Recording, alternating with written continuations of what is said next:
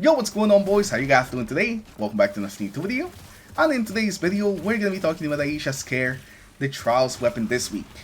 I actually kind of love this weapon ever since it was released back in episode 1, but not everyone was a big fan of this weapon. But I feel like as the episodes have gone on, people have warmed up more to the idea of this weapon, and just kind of heavy burst pulse rifles in general. So this week seems like the perfect opportunity to talk about this weapon, especially some of the God Rolls that you should be going for if you're going into Trials to try to get a good version of this weapon, whether it's for PvP or for PvE, since this weapon is actually great in both of them. So hopefully you guys enjoyed today's video, and if you do, remember to leave a like and subscribe to the channel in case you guys aren't already. And today I think we're going to be starting off with PvE for this weapon, just because there's less roles to talk about, and then afterwards we'll talk about Crucible, since there's a lot more roles to go over, so we'll spend more time there. And I kind of want to start this by talking about the frame itself, because the heavy burst pulse rifles are still one of the best type of primaries you could be using in PvE. They output some of the highest damage for primaries in PvE just period, and on top of that they're also pretty safe since you do have quite a bit of range with these weapons.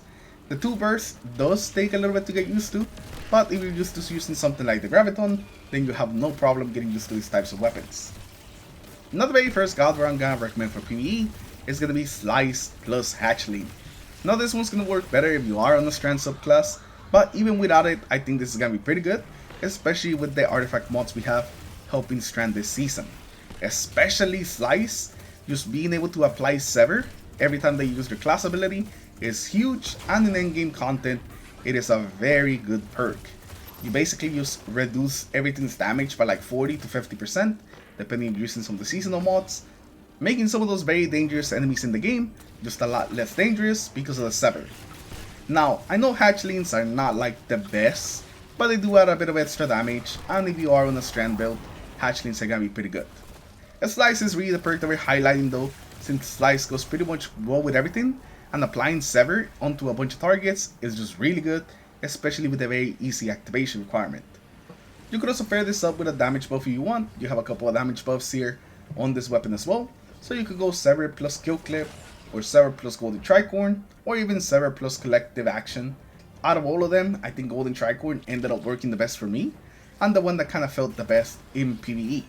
Especially if you're on a Strand build where you can easily proc this second stack of Golden Tricorn and get that huge 50% boost. And overall it's just a really nice and fun pulse rifle to use. The one that I mostly use is Slice Hatchling, but I also have a Slice Golden Tricorn one that I really like to use. So while you don't really have the most choices when it comes to like PvE for this weapon, it is going to be very solid as long as you can get some Slice.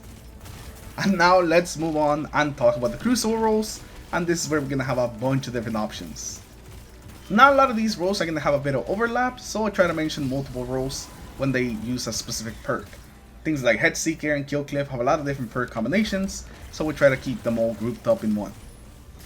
So the very first one is going to be Headseeker plus Send Moment. This is going to be your consistency roll. You want this weapon to be very accurate, and just for you to be able to get tons of headshots, this is going to be the roll that you're looking for. Especially if you play on controller like me, Send Moment makes a hell of a difference, and you definitely want so you can use constantly land those headshots.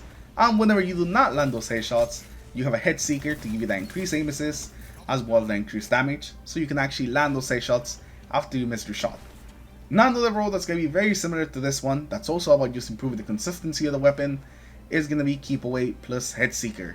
You still get all the benefits from Headseeker, but instead of getting the recoil reduction and also flinch resistance from Send Moment, you instead get extra range and accuracy from Keep Away. So if stability is not a big concern for you, then this is the perk that you want to go for. You want to have the most consistent pulse rifle.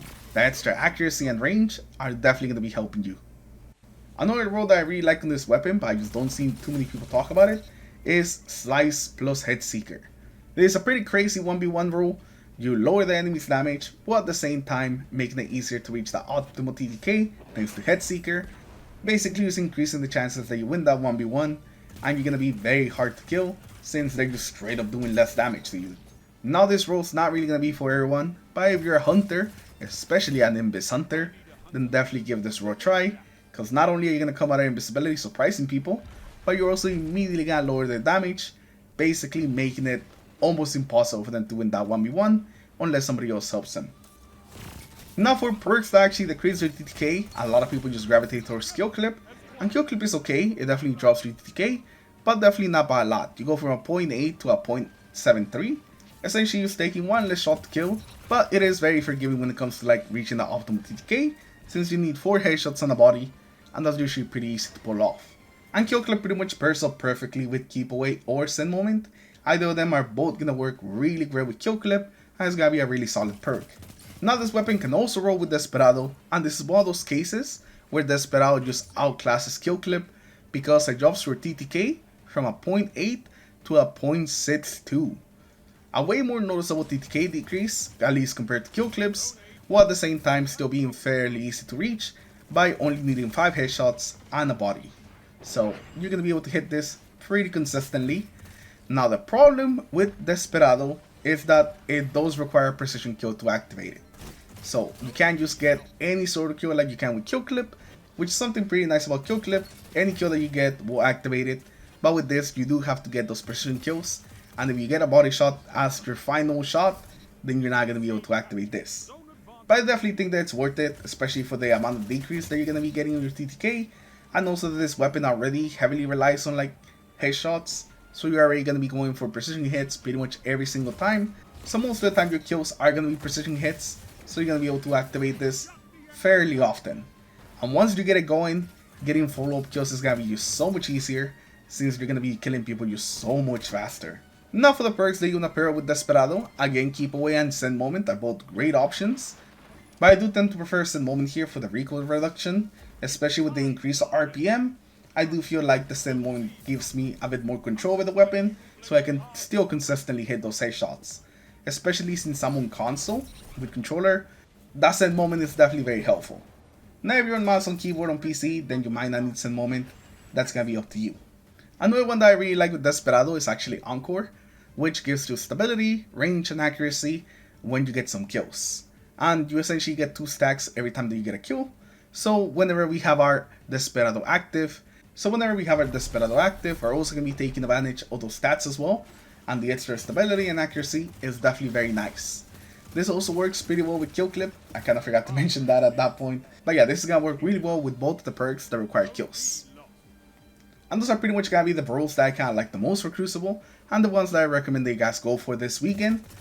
Now of course, these are not going to be all the God Rolls. Some of you guys may have some different ones, so make sure you guys tell me which ones you're going to be going for in the comments below. Or if you like a specific God Roll that you may be using on this weapon, also leave it in the comments below.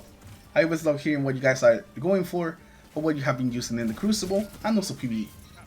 So let me know that in the comments below, and hopefully you guys have enjoyed the video. Good luck with Charles this weekend. I will be again streaming on YouTube and on Twitch in case you guys want to join me for some trials matches, and hopefully we can get some wins together. Once again, hopefully you guys enjoyed today's video. Leave a like if you did, dislike if you didn't, subscribe to the channel in case you guys aren't already, and I'll see you guys in the next one. Take care everyone, have a good rest of the day, peace.